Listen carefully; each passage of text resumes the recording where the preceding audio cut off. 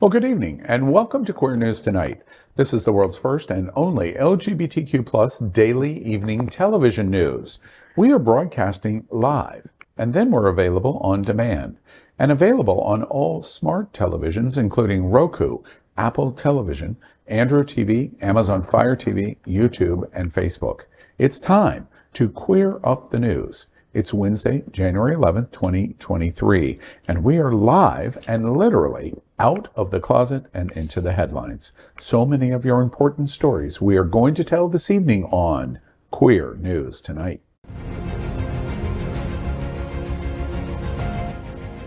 This is the world's first live daily LGBTQ evening news show, literally out of the closet and into the headlines on Queer News Tonight with Al Ferguson. I'm your anchor at Queer News Tonight, Al Ferguson, and this evening we bring you the news of and a perspective of the representation of the LGBTQ plus community from South Florida, America, and across our planet.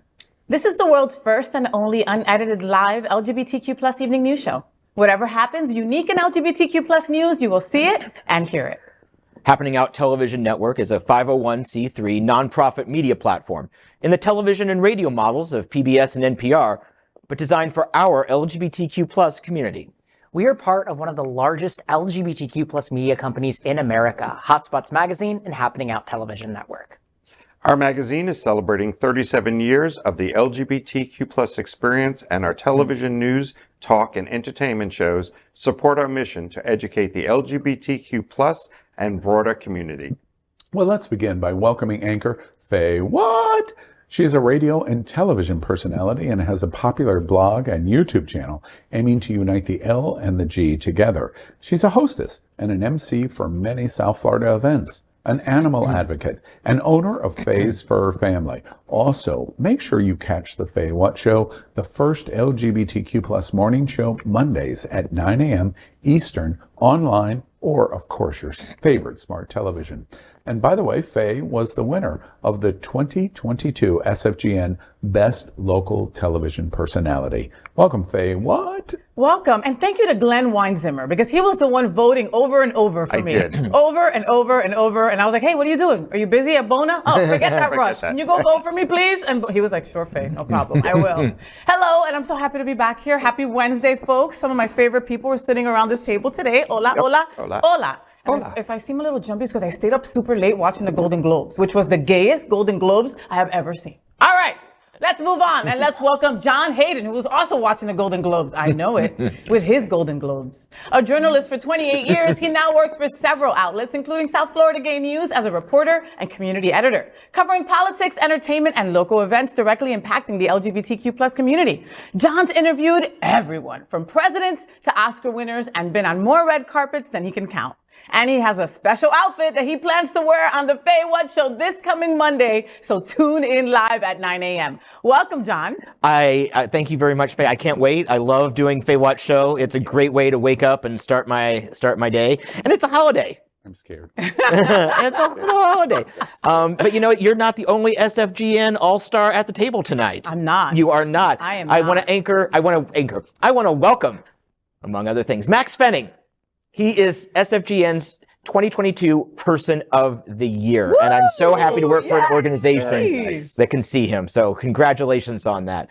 But beyond that, at 17, he founded an amazing nonprofit organization called PRISM that works to expand access to LGBTQ plus inclusive education and sexual health resources for LGBTQ plus youth here in South Florida. Now at 20, oh, he's old. Max is a senior at the University of Florida and serves as PRISM's president.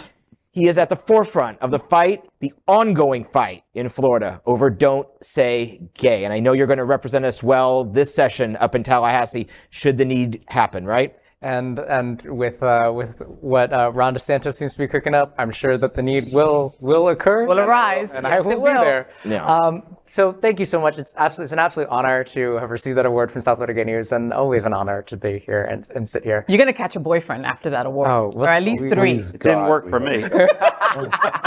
Let's just say he's already caught a few things after showing people the ad on his Grindr profile. Oh, please. All right. Well, moving on. Let's welcome anchor Glen Weinzimer. Glen is the founder of the Smart Ride, an annual 2-day, 165-mile bicycle ride from Miami to Key West. The Smart Ride has raised and returned over $13.9 million to AIDS and HIV service organizations across Florida in the last 18 years. Glen also owns Bona Italian Restaurant in the heart of Wilton Manors. Bona Italian holds weekly Give Back Mondays. In the past 4.5 years, Bona has raised and returned over $50,000 to help local organizations meet their mission. Welcome, Glen. Wait. I just want to draw attention. I know you're going to talk about the check presentation for Smart Ride 19 and the launch of 20, but I want to say officially right now, that is the last time we're ever going to hear that opening. And the reason is because the number's not 13.9 million. That's the last time we're ever going to hear that number. Just saying. Just saying. Well, thanks for jumping in on my parade. I appreciate that. So as I was saying, I am thrilled to be back, and this is an exciting week. It is the week that we give out all the money from Smart Ride from this from our 19th ride. I do know that we will announce at least $1 million. So that number will be at least 14.9 on the next time we broadcast. I actually finally rewrote my intro, and we didn't use it today. So next time it'll have all the right information in it. Well, it's very funny that you think you'll be here another time. I think that's very human. Well, here, hold my mic. So while I'll leave now. So while I'm here, while I'm still here, Right. this Sunday at 2 p.m., we'll be doing our check party at Hunter's in Wilton Manors. We have 3 major sponsors: Hunter's, Can Community Health, and Sidecar Kitchen.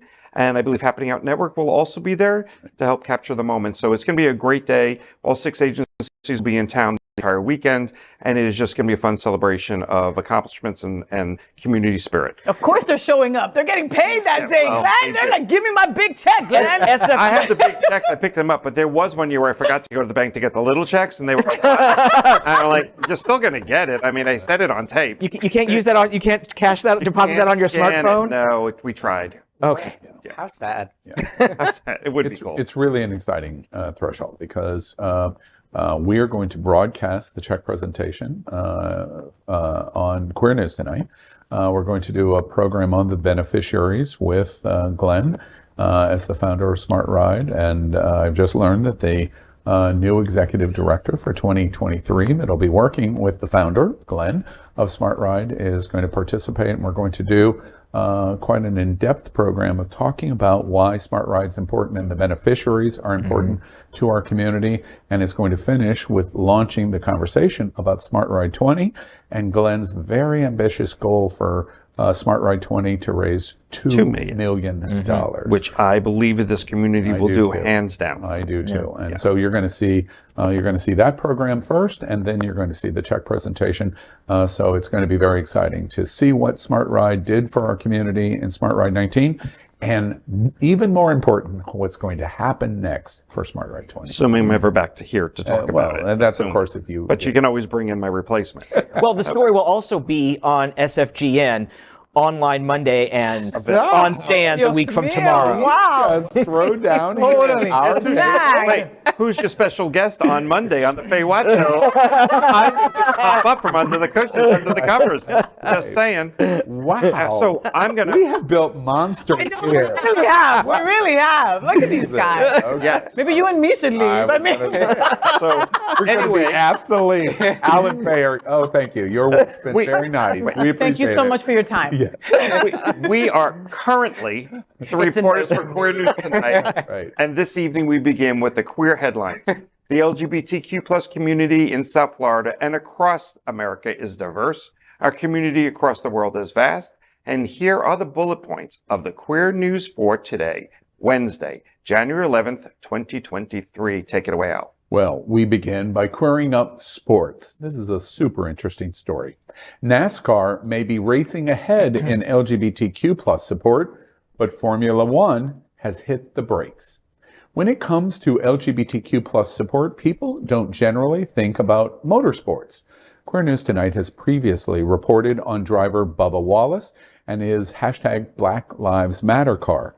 NASCAR is also home to the openly gay drivers Devin Rouse and Zach Herron, and last year released a Pride merchandise line that included shirts and phrases like "YASCAR." I love that. I think it's so clever. The National Hot Rod Association includes an openly gay drag racer named Travis Shoemake, who drives a car sponsored by Grindr. The International Automobile Federation seems to have noticed these racers and their cars, and they aren't happy about it. Formula One's governing body president Mohammed Ben Sulayem said on Tuesday that drivers cannot use their cars for a personal agenda, and that drivers must get written authorization to make political, religious, and personal statements on their cars. In a statement to reporters, the director said, quote, "We are concerned with building bridges. You can use sport for peace reasons, but one thing we don't want is to have the FIA as a platform for private, personal agendas. We will divert from the sport. What does the driver do best? Driving. They are so good at it, and they make the business, they make the show, they are the stars. Nobody is stopping them. There are other platforms to express what they want. Everybody has this, and they are most welcome to go through the process of the FIA to go through that," end quote.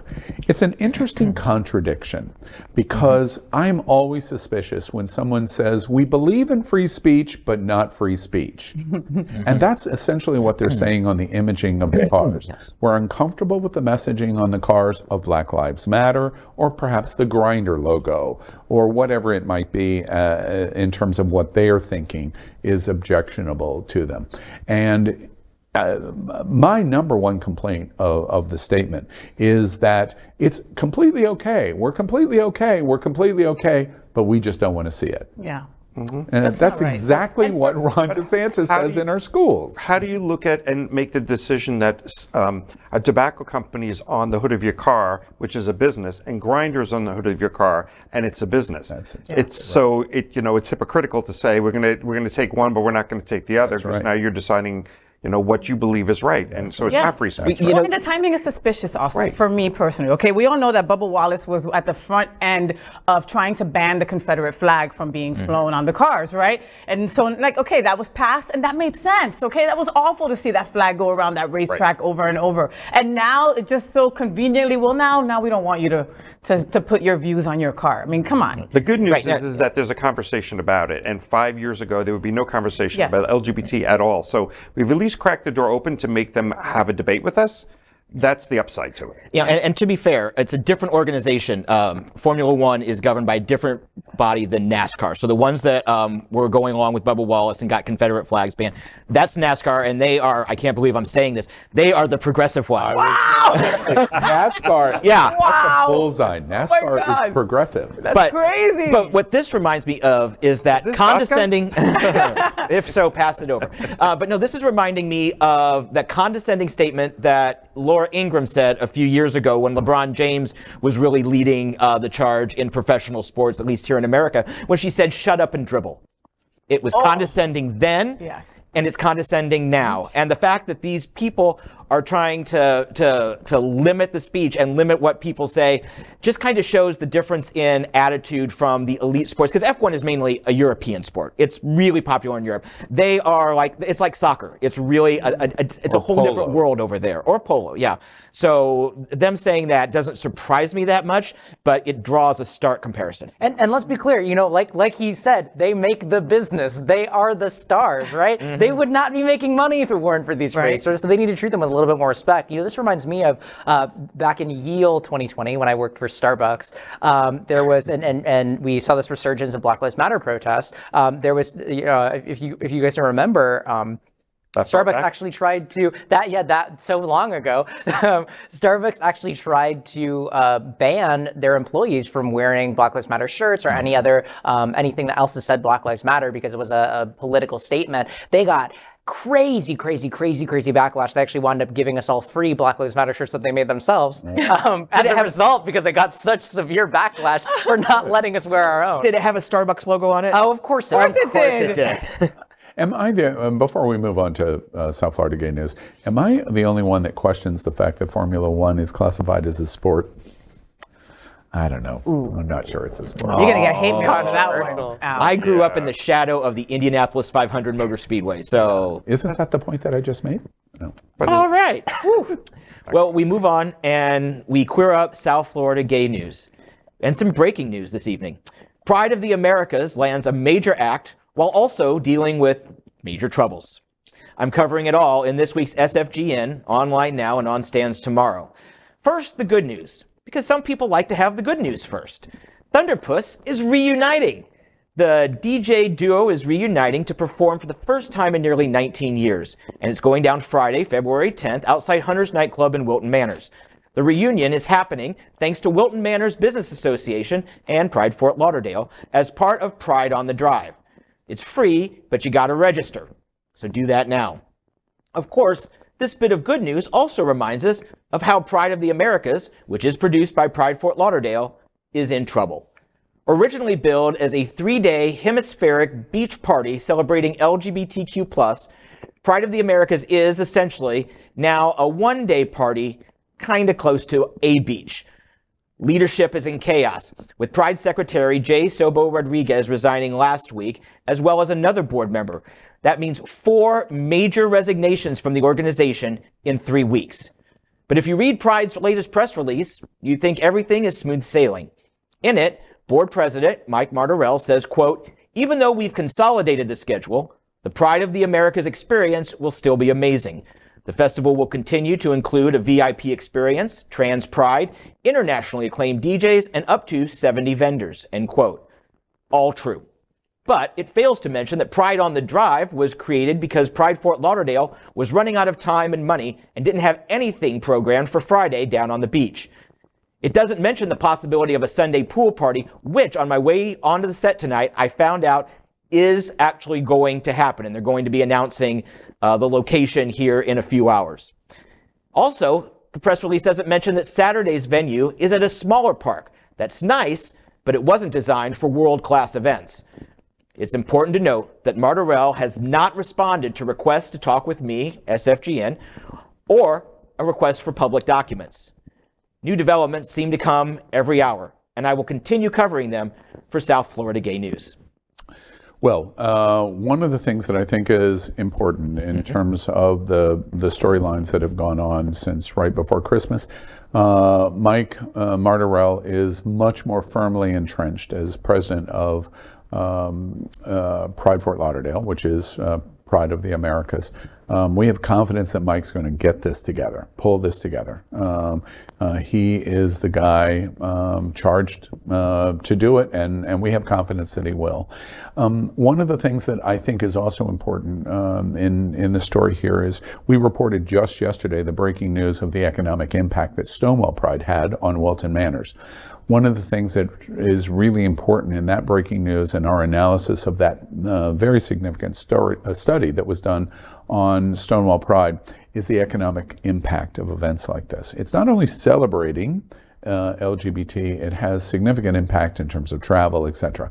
So Pride of the Americas is important to us, and with the issues that they've had, Mike's going to help get it together, and it's really important to us that it happens. Mm-hmm. Right. John, question: do you know what they're looking at for numbers at this point? Because I would imagine there's a lot of people coming in internationally, being it's Pride of the Americas.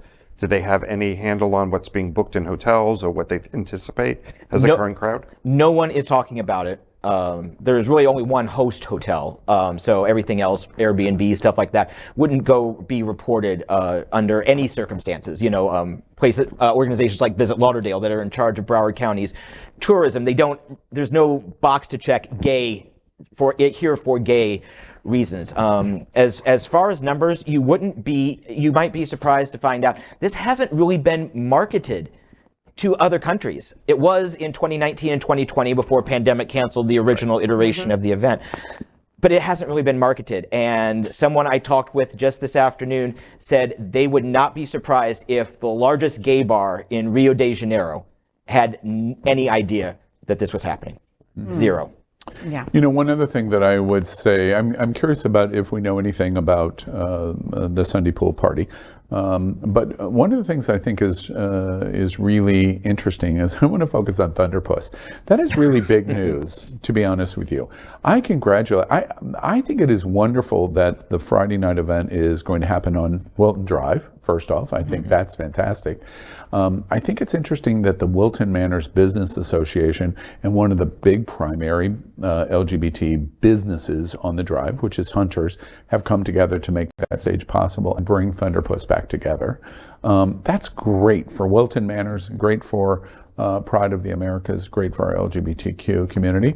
We are sponsoring a stage that's really right next to it in the Wilton Shops parking lot with Alibi. Hotspots Magazine and Happening Out are going to have a second stage. And then businesses all along Wilton Drive on that Friday night are going to be celebrating LGBTQ community. That's really, really good for LGBT. So this parade's going to happen on Saturday.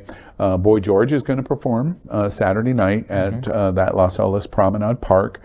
Friday night's going to happen in Wilton Drive. So it's they're progressing to round the weekend out, and I'm quite sure that Mike's going to get it together. I am curious about the pool party. Yeah. Well, just before we move on, one great shout out to Gary Van Horn at Wilton Manors Business Association. He has worked so hard to get Thunderpuss together, and getting two feuding legendary DJs back together.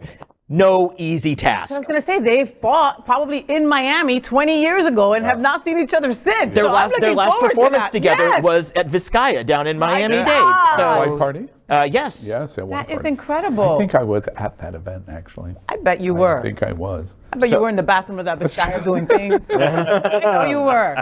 But look, Mike has... Wow. Get out of there! It's so nice when you can remember the past. Get out of that Thunderpuss. Ooh, right. Look, Mike has so much experience, okay? Kevin has an incredible background when it comes to these things. I think that they're going to pull it together, boys. This is what I think, okay? Now that they've secured a spot for Sunday, they have not announced where it is, and I thought I had confirmation, but I don't, so I'm not going to say where I think it's going to be. But they're going to pull it together. I think that they're going to get it. I think they're going to be able to do it. Where I'm still concerned is, as a business owner on the drive, we've heard nothing about the event. We've not seen one poster about the event.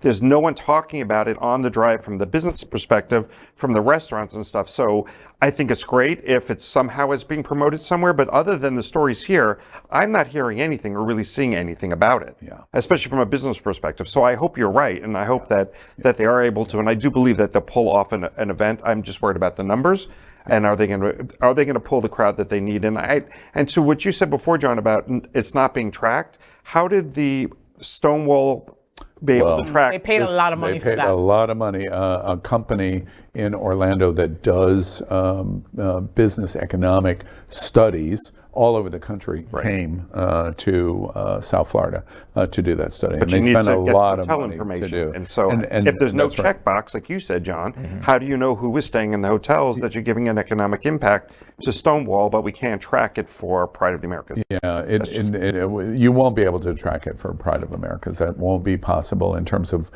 gauging the economic impact. But one of the things that I do think is valuable, and we made note of this when we did the story about the economic impact study and doing the breaking news, it really is an important study showing the value of LGBT events. We made this observation in our breaking news that this first shows that LGBT, we are definitely out of pandemic. We're out. Don't talk about pandemic anymore at all in any possible way. And then second, these kind of events, to those naysayers that say you shouldn't have events like this and they're not important, that is not true. The study proves $20 million of economic impact at Stonewall. And whether Pride of the Americas is that or not, that's really, I don't think, consequentially so important. They are valuable for community. People are going to travel. Miami-Dade County is going to come up for Pride of Americas. Palm Beach County is going to come down. Sure. Orlando, Tampa Bay, etc. They're going to come in for the event. And then whatever happens in other states and international is going to happen. When they come they spend money, and it has a significant economic impact. And so therefore it's in our interest to try to help make sure that we push success. Now we have a month, approximately, a little less than a month, a little less than a month, but it's really important. It's really important on Friday night, February 10th, we help fill Bona Italian Grill on Wilton Drive. And I'm quite sure it will. I'm quite sure it will. No, Thunderpuss is performing right down the street. I am totally about the economic impact. I think every event that we do, whether it be Smart Ride or whether it be Pride or it's Stonewall or it's Halloween, they make a huge impact on our community, and we get a reputation around the country and around the world for that, and it brings people in. So I wasn't questioning that. I was just... Do you really want to hurt me? I would never hurt you. I'm just all with Boy George. Wait. Did you just ask me what I thought about Faye? Yes, I did. Oh, wait. Maybe that's not what you were talking about. And one thing, Faye, Boy George, the check has been written, cashed, and cleared. Yes! So, girls coming. Yes! Yes! Next, let's continue queer news tonight by queering up entertainment. Glass Onion actor Dave Bautista would rather the pain of a cover-up tattoo than support homophobia. Dave Bautista was a popular professional wrestler before he retired from the sport, but he really gained fame after becoming an actor. He played several small roles before being cast as Drax the Destroyer in Marvel's Guardians of the Galaxy. The actor is known for his 6'4" muscular build and his numerous tattoos. Recently, in an interview with GQ in January, he revealed the history of one of those tattoos. The image in question is of a woman with sugar skull makeup on his forearm. He shared that it used to be a tattoo of a meteor, the logo of his one-time friend and former pro boxer, Manny Pacquiao. In 2016, Pacquiao was being interviewed when he was asked about same-sex marriage, and the boxer replied, quote, "If men mate with men and women mate with women, they are worse than animals," end quote. Bautista no longer wanted to be associated with Pacquiao and his team after the statements and had the original tattoo covered up. Here's a video. To be a team logo, I was a part of a team of a person I considered a friend and someone I really looked up to. And then he later came out publicly with some anti-gay statements, and turned out to be an extreme homophobe. And so I had a huge issue with it. It's a personal issue with me. My mom's a lesbian, and I just could no longer call him a friend, and so I had it covered up with. I love him. And so, like he said there, his mom is a lesbian, and he felt that he could no longer have that tattoo on him, and he got that cover up, and it was a big ass cover up. So that tattoo took like 8 hours to do plus, but it's beautiful and I love it. Now, another thing, that Pacquiao actually apologized for those statements afterwards, but still said that he didn't believe in gay marriage, and that was that. And that was too late for Dave Bautista. He was like, hell no, I'm done with you, fool. Apologies. He said, fool. Did he say fool? Apologies like that. Okay, accepted. We'll accept it. But they're a thimbleful of water. Leading up to the Civil War in 1859, slaves on a plantation in Louisiana were animals. Black people were animals. In 1962, at the height of the raging height of the civil rights movement in many swaths of the South, especially in Selma, Alabama, you would be beaten if you stepped out of line because you were nothing more than an animal. The word choice that he uses about men sleeping with men and women sleeping with women are no better than animals is ringing a dog or blowing a dog whistle. It comes out of civil rights. It comes out of slavery in the South. It is a long historical perspective in Asia, where he is from, in the Philippines. The slave trade in Asia was quite significant in terms of one group of people in slave trade of other people. It was a dog whistle that he blew. And so, okay, we forgive you. You apologized. But it didn't change your attitude of what you thought about the gay and LGBTQ community, and so therefore your apology is a thimbleful of regret. How are you going to apologize and then say, but I still agree with the things that I said? That's like saying, sorry, I'm sorry I hurt you. I'm sorry you feel that way. Yeah, sorry, not sorry. Yeah. This is my point about Selma, Alabama. Okay, well, apologize that you beat people crossing the Selma Bridge. You apologize for it. But I at the time, I understood why I did it, and you were an animal. The black person crossing and violating white rule they were animals because of it. He's blowing a dog whistle. And he's not blowing a dog whistle. He's blowing a whistle loud and clear. You know, and the thing is, he remains incredibly popular in the Philippines. I mean, he is a national hero. He wields. Did he run for something? He wields political influence. Yeah, I think he ran for president or their Congress, something like that.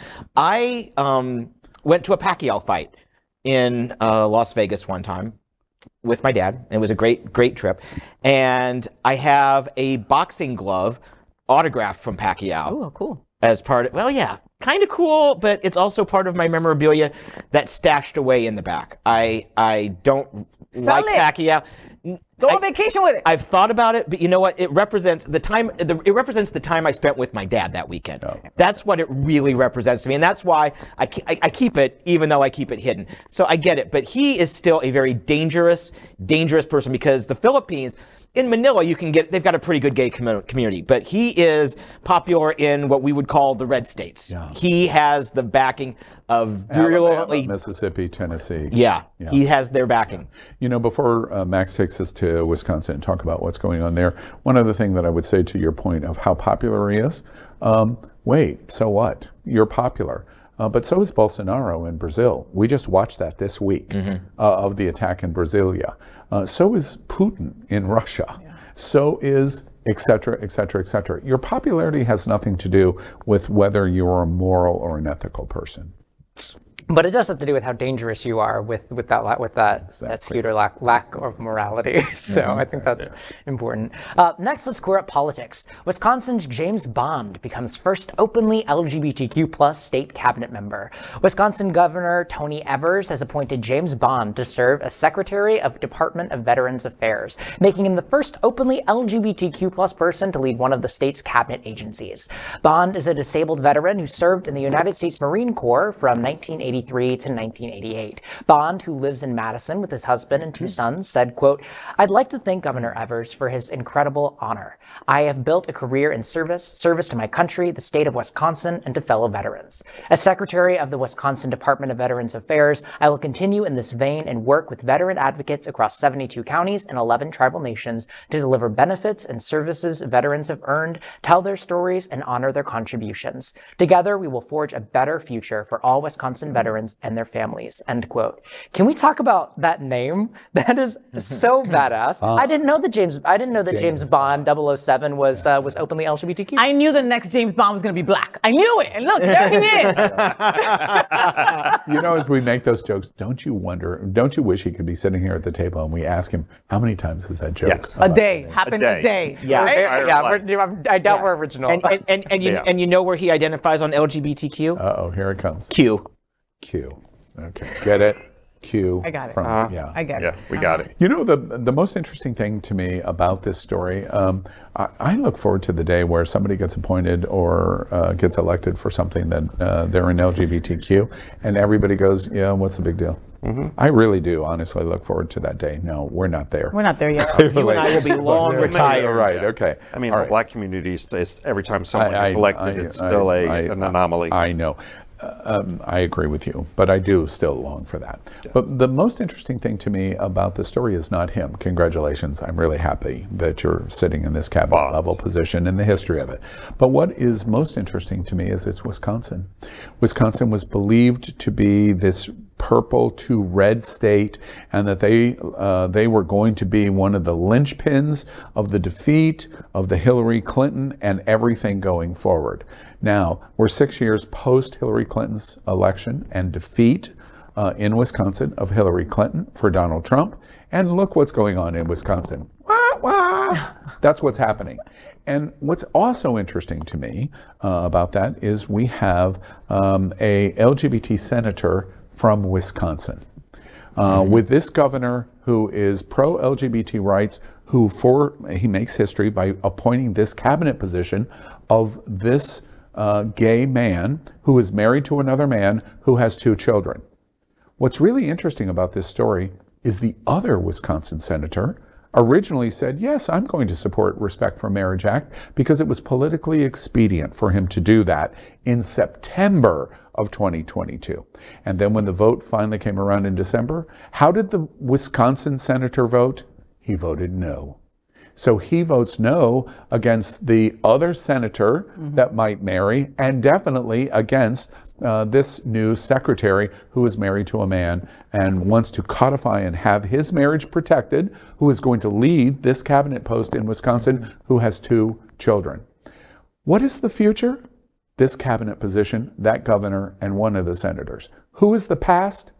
The moron that voted no on respect. And I think it's so powerful that we've seen in a relatively short span of time, what, a decade, we have gone from don't ask, don't tell to a openly gay veteran serving as the head of Wisconsin's Department of Veterans Affairs. Like, that's so powerful. As you know, as a son of a veteran in the Air Force, I think that the respect that we have for people who serve our country and being able to see someone hold that level of respect, being openly LGBT, I think it's so powerful. You know, and I think that's a fantastic point, Max. And one other last note, we're going to go to Glenn. This may be one of our silver bullets in LGBT. This guy who's leading this division in terms of his military service, call me weak. Go ahead, call me weak. Let me show you my military service of representing my service to the United States through military service. He, like Pete Buttigieg, may be the silver bullet against this moronic thinking. Go ahead. Try to suggest I am less than. And now, let's look at my record. It's really, really hard for Tucker Carlson to criticize this guy and say he's un-American, he's weak, he's feminine. Oh my God, he's a faggot. Very, very hard to do. He may be a silver bullet. We're going to watch you closely in Wisconsin, as we watch at Queer News Tonight, Wisconsin, very, very closely. Congratulations to this governor. All right, let's queer up entertainment. Bad Bunny and Bridgerton's creator join forces to produce queer series on Netflix. In a dystopian future where a company can predict when people will die, 2 queer Latinx boys spend their last 24 hours together, and find love with each other. The synopsis of the young adult novel, They Both Die at the End, reads, quote, on September 5th, a little after midnight, Deathcast calls Mateo Enterez and Rufus Emetero to give them some bad news. They're going to die today. Mateo and Rufus are total strangers, but for different reasons, they're both looking to make a new friend on their end day. The good news, there's an app for that. It's called The Last Friend, and through it, Rufus and Mateo are about to meet up for one last great adventure, to live a lifetime in a single day, end quote. The novel is emotional yet uplifting, and now it is being adapted as a series on Netflix. This series will be helmed by Latin pop sensation and LGBTQ+ ally Bad Bunny as the executive director. The gay creator of the hit show Bridgerton, Chris Van Dusen, is writing the pilot and will be executive producer.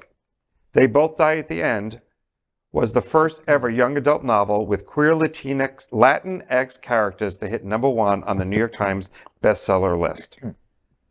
I love this. Well, I love Bridgerton, as I think we all do, and if that quality comes across in this new show, I think it's a great twist on things that I'm really looking forward to going to seeing what happens. I like the storyline, right? Yeah. Like, and it makes me want to go read that book, and then they both die. I love it. But it's a happy ending. Well, and we know the ending, right? And we know the ending. Right. So we can stop reading once we get bored. Yeah. You know, I love Bad Bunny. Bad Bunny, Benito Antonio Martinez Ocasio. That is what his mommy calls him. Okay. Why didn't you dub him when I had to say his name? His name is Bad Bunny, and he is handsome, and he's such a huge ally, and he's very fluid. He never comes out and says that he's part of our community, but he's part of our community. You know, if that A stands for anything, he is all about it. Yeah. You know, and did I mention he's gorgeous? You know, so. And you know, interesting, in the next 2 years, as we lead up to the presidential election in 24, who is the LGBTQ community going to need more than anyone else? The A. We need A stands for asexual. Don't start saying the A stands for ally. I don't want to hear all that. No. You've got all the different connotations to different letters of the alphabet. This is a big week for Bad Bunny. He was also announced as a headliner at this year's Coachella Music Festival, which is probably the biggest music festival in America. Everybody is at Coachella. Everyone is at Coachella. So yeah, this is, to have him on our side, to be executive producing something like this is fantastic for all of us. And congratulations, Bunny. Bad Bunny, I want to watch you have sex with Maluma. Make that happen for me.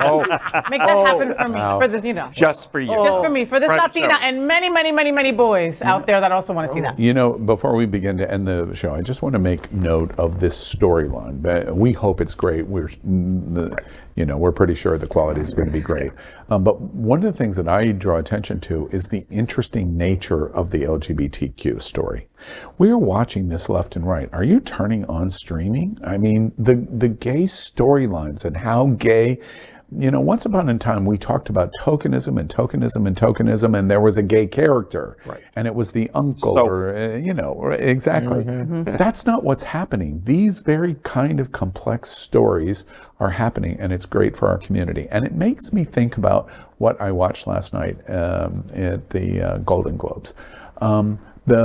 The recognition of Cecil B. DeMille to Ryan Murphy. Ryan Murphy, if you did not watch the Golden Globes, go to YouTube and watch Ryan Murphy's speech. Because Ryan Murphy talks about LGBTQ and says, here's why my career and my life is important. And he holds Billy Porter up, and he holds the individual kinds of shows that he holds up, American Horror Story, and the Jeffrey Dahmer story, Niecy Nash, and Niecy Nash, and Glee, and he Modern holds, Family, which is a whole different audience. Right, and he holds up the idea that if LGBT is not incorporated and embraced, our society is missing out in terms of our incorporation. And that's what this storyline reminds me of. When I was, when you were doing this story, that's what I was thinking about. And I highly encourage you, if you do not watch 1 second of the Golden Globes, go to YouTube and watch Ryan Murphy's speech. It was amazing. What I absolutely love is the way you're talking about tokenism. I love how this just takes the bury your gays trope and just turns it on its head, because they die. They die at the end, and from the get-go. You know the end. It's right? it's an all one big bury our gays trope, but in a really spectacular way. Yeah, in a spectacular way. Love it. Next, we are proud of our special partnership with Sunshine Cathedral, the world's largest queer church right here in Fort Lauderdale. Supporting that partnership, we're broadcasting from our permanent set here at Sunshine Cathedral at the Happening Out television studios. We broadcast Sunshine Cathedral's Sunday International Service at 10:30 a.m. with more than 30,000 watching every week.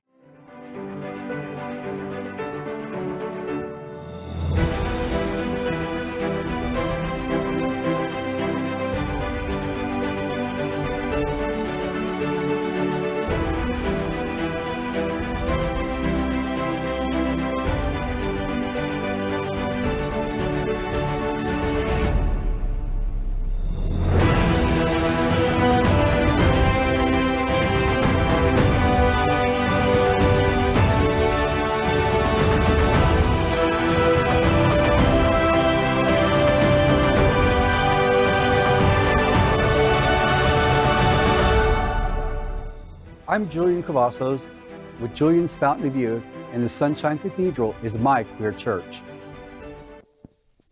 That is today's news for the LGBTQ plus community on the world's first and only daily LGBTQ plus evening news show. If our community is important to you, then share this news with your friends and family. Are you, like most of America, part of our very large television audience, watching this live LGBTQ plus news broadcast right now on Roku, Apple TV, Android TV, and Amazon Fire TV?